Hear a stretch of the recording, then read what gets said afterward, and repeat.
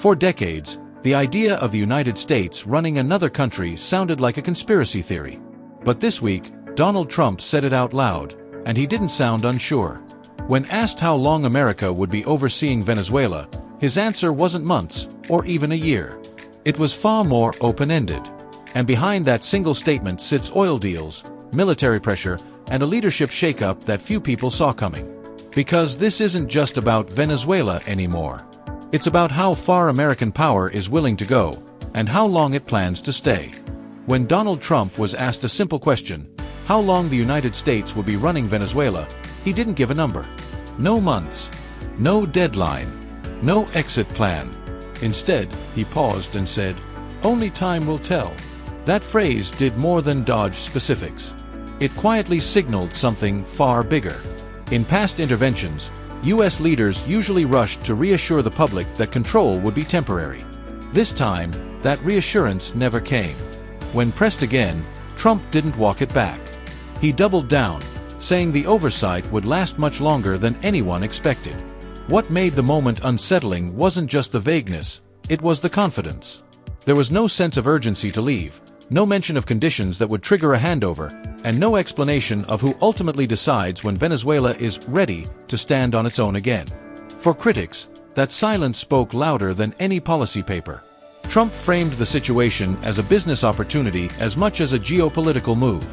He talked about rebuilding Venezuela profitably, lowering oil prices, and extracting resources while sending money back to a country he described as desperate. But nowhere in that vision was there a clear line marking where American oversight ends and Venezuelan sovereignty begins. And that's what set off alarm bells. Because when power has no timeline, it stops looking like assistance and starts looking like control. Venezuela isn't valuable because of its politics. It's valuable because of what sits beneath its soil. The country holds some of the largest proven oil reserves on the planet. Oil that, for years, has been locked behind sanctions, mismanagement, and international standoffs.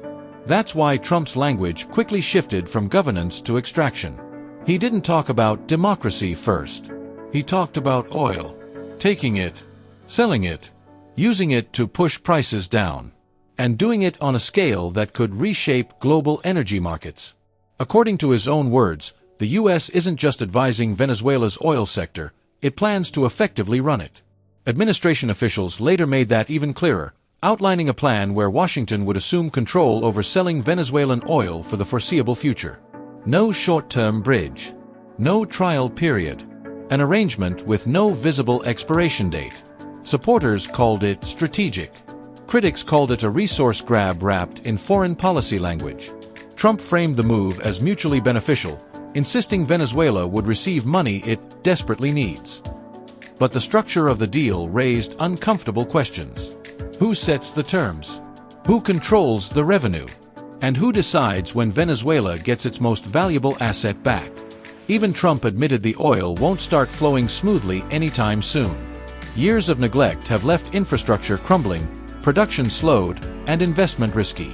Reviving it would take time, stability, and trust, three things Venezuela hasn't had in years.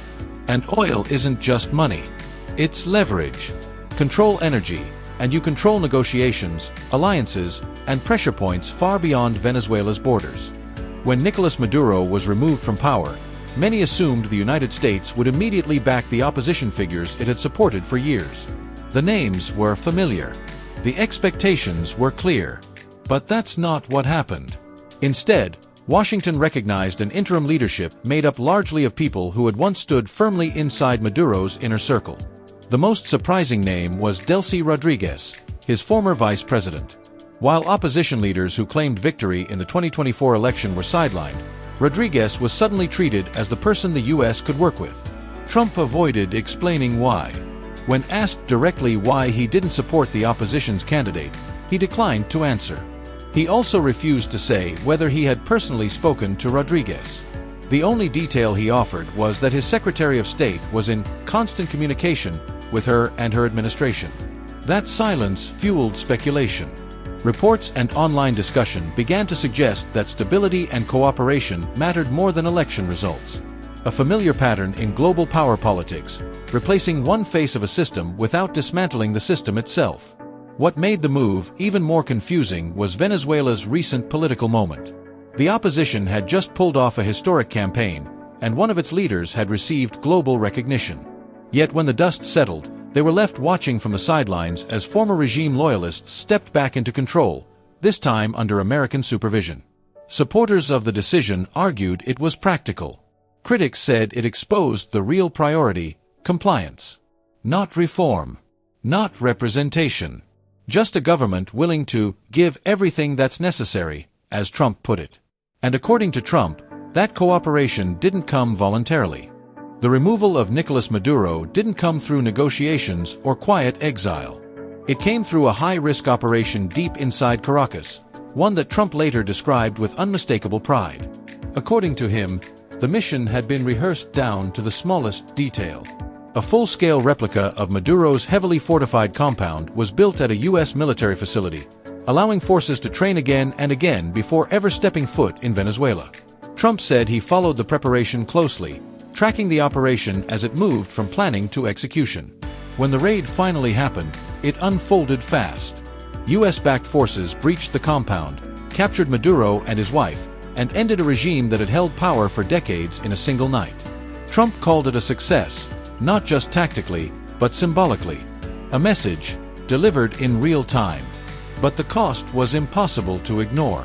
Reports indicated that dozens were K-led during the operation, including Venezuelans and foreign fighters. Trump didn't dwell on those details. Instead, he framed the outcome as proof that this time, America didn't fumble. He openly compared it to past failures that haunted previous presidents, operations that collapsed mid-mission and reshaped entire administrations. This one, he said, was different, clean, controlled, effective. Yet beneath the confidence was an admission that rarely gets said out loud. Trump revealed he had feared disaster. A single mistake could have turned the operation into a political nightmare, the kind that defines a presidency for all the wrong reasons. It didn't happen. The mission worked. Maduro was gone. The region was watching. For all the confidence Trump projected afterward, he admitted something unexpected. He was afraid. Not of Venezuela pushing back, but of history repeating itself. As the operation unfolded, Trump said he kept thinking about past missions that went horribly wrong. He referenced a failed rescue decades ago that ended in tragedy and destroyed a presidency overnight. In his mind, one mechanical failure, one misstep, or one bad call could have turned the Venezuela raid into the same kind of disaster. That fear shaped everything. This wasn't just about removing Maduro. It was about avoiding a moment that would define his legacy for the worst reasons. Trump made it clear that a failed mission wouldn't just cost lives, it would erase political momentum and hand critics exactly what they'd been waiting for. He contrasted this operation with more recent exits and interventions that collapsed under pressure. In his telling, those failures weren't inevitable. They were the result of weak execution. Venezuela, he said, proved that decisive force still works when it's done right. But that framing raised an uncomfortable question. If success was measured mainly by avoiding embarrassment, where does long-term stability fit in? Because pulling off a raid is one thing. Running a country afterward is something else entirely. Trump acknowledged that reality without fully addressing it. He spoke far more about how the mission ended than what came next. What happens when fear-driven precision gives way to long-term control? When the adrenaline fades and the responsibility remains? That question hangs over everything that followed. Once the dust settled, one question rose above all others. When would Venezuela get to choose its own future again? On that point, Trump offered nothing concrete. He made no commitments to holding elections. No roadmap. No benchmarks. Venezuela, a country that once had a long democratic tradition, was suddenly operating under an interim leadership with no publicly defined expiration date. And the United States, now deeply embedded in its governance and economy, didn't outline how or when it planned to step back. That absence of clarity triggered immediate backlash. Democratic lawmakers warned that the U.S. was drifting into a long-term intervention without clear legal authority. Not approved by international bodies. Not clearly limited by Congress. Just an open-ended presence justified by stability and cooperation. Supporters argued that elections could come later, once things were secure. Critics heard something else entirely. Because later can stretch into years, especially when power and resources are on the line.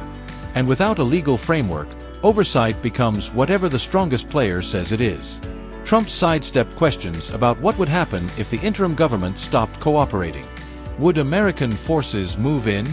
Would pressure increase? He refused to say, repeating that he didn't want to reveal his hand. That silence was strategic. Uncertainty itself became leverage.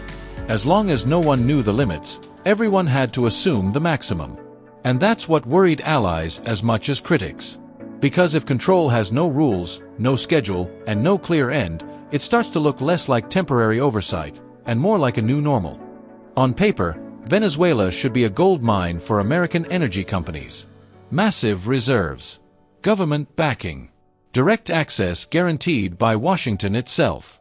But behind closed doors, many executives are uneasy, and it has nothing to do with geology. The biggest fear is time. Trump's plan assumes long-term control, but presidencies don't last forever.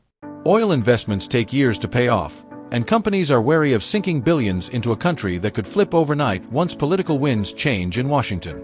If U.S. oversight ends suddenly, those deals could collapse just as fast as they were signed. There's another problem few officials mention publicly. Venezuela's military and intelligence services, once deeply tied to the oil economy, are now largely cut out of the profits. History shows that when powerful institutions lose access to money, they don't simply accept it. They resist, quietly at first. Some analysts believe this creates a pressure cooker. Public cooperation on the surface, private resentment underneath. A setup where sabotage, delays, or internal power struggles become almost inevitable. Not through open rebellion, but through slow, grinding friction. Even Trump hinted at this risk when he acknowledged the oil sector would take years to revive. Infrastructure is broken. Trust is thin. And stability depends on everyone believing this arrangement will last long enough to be worth it. That's the paradox. The longer the U.S. stays, the more invested everyone becomes. But the moment that commitment looks shaky, the entire structure could start to crack. And that leads to the question no one inside the White House wants to answer out loud. Trump's words hang in the air. Only time will tell. Years of oversight. Oil extraction. Military pressure. Interim leaders answering to Washington. No elections. No clear rules. For Venezuela, the future is uncertain, and for the world, this sets a precedent few expected. The story isn't just about one country or one administration. It's about how power can be exercised quietly, over decades, under the guise of cooperation and reconstruction. It's about what happens when control is indefinite, profitable, and carefully managed behind closed doors. Critics warn of legal and ethical boundaries being pushed. Allies watch nervously. Companies weigh the risks of investing in a volatile environment. And yet, Trump presents it as a success story, a demonstration of decisive action and strategic dominance. The real question lingers long after the headlines fade. When oversight has no end, when elections are postponed, and when resources are controlled externally, is it temporary stewardship or a permanent reshaping of sovereignty? In the end, Venezuela may recover, rebuild, or resist.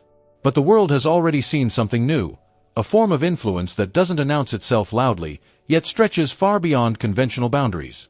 And as Trump himself said, only time will tell how long this story will last.